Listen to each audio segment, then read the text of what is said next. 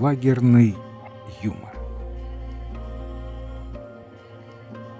Если может показаться невероятным, что кто-то в лагере сохранил способность восхищаться природой, то еще более невероятным кажется то, что некоторые сохранили чувство юмора. Но не удивляйтесь. Пусть на какие-то минуты, пусть в каких-то особых ситуациях, но юмор тоже оружие души в борьбе за самосохранение.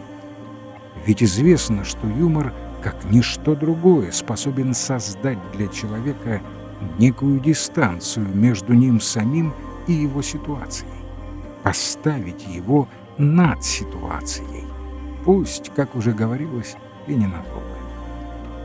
Одного моего друга и коллегу, с которым мы неделями работали рядом, я буквально тренировал, натаскивал на юмор.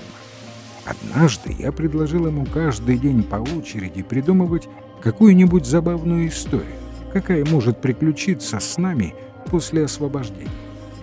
Он был хирургом, ассистентом хирургического отделения большой клиники. Как-то я пытался рассмешить его рассказом о том, как он, вернувшись к прежней работе, не сможет избавиться от некоторых своих лагерных привычек. Предварительно надо упомянуть, когда в лагере во время работ ожидалось прибытие какого-нибудь более высокого начальника, надзирающий за нами, стремясь увеличить наш темп, подгонял нас резкими криками «Живей! Живей! Живей!».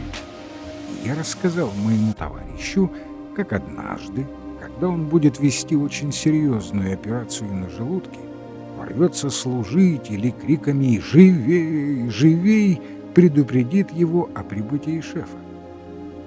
Иногда мои товарищи, мечтая о будущем, таком немыслимом, нереальном для нас будущем, придумывали что-нибудь забавное, вроде того, что в гостях нам предложат суп, и мы станем просить хозяйку зачерпнуть со дна, чтобы попался горох или даже полкартофелины.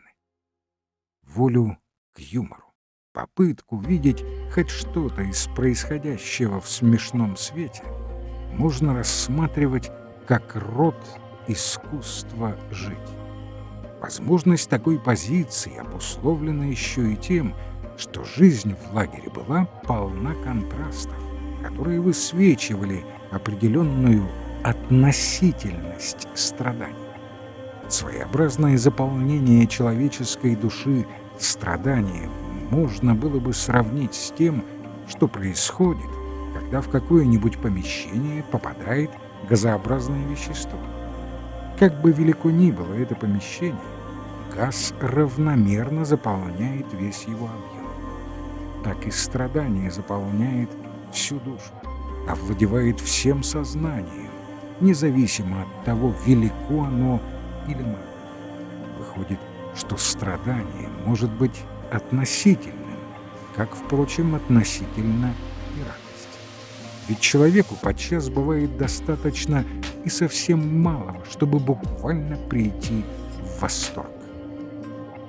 Мы ехали из Аушвица в Баварию, в один из филиалов лагеря Дахау. Все думали, что состав идет в Маутхаузен, и очень этого боялись.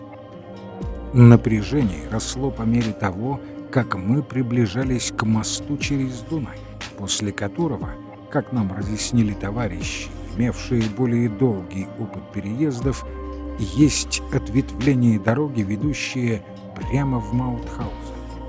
Кто не пережил ничего подобного, тот, наверное, не может представить себе той бурной радости, которая охватила нас после того, как мы миновали это место и убедились, что едем всего лишь в Дахау. Мы готовы были плясать от счастья.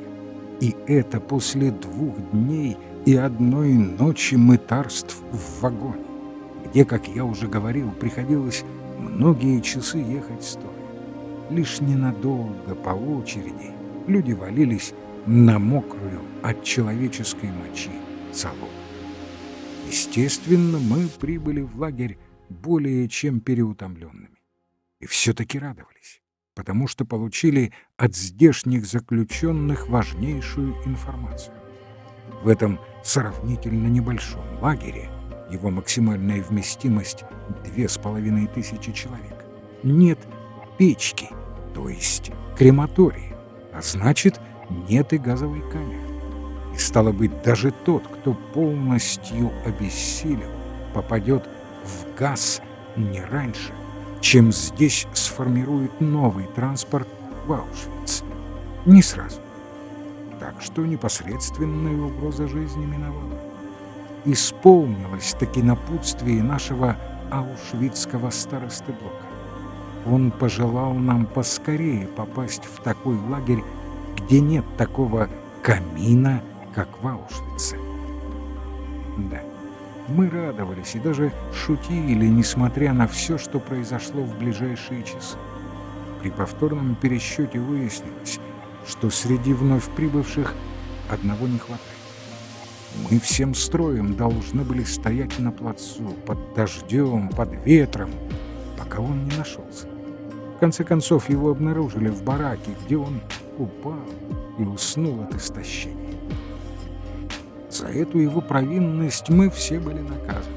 Всю ночь до следующего утра, измученные дорогой, промокшие и продрогшие, мы оставались на плацу. И вопреки всему мы были радостно возбуждены. Здесь нет камина, а Аушвиц далеко.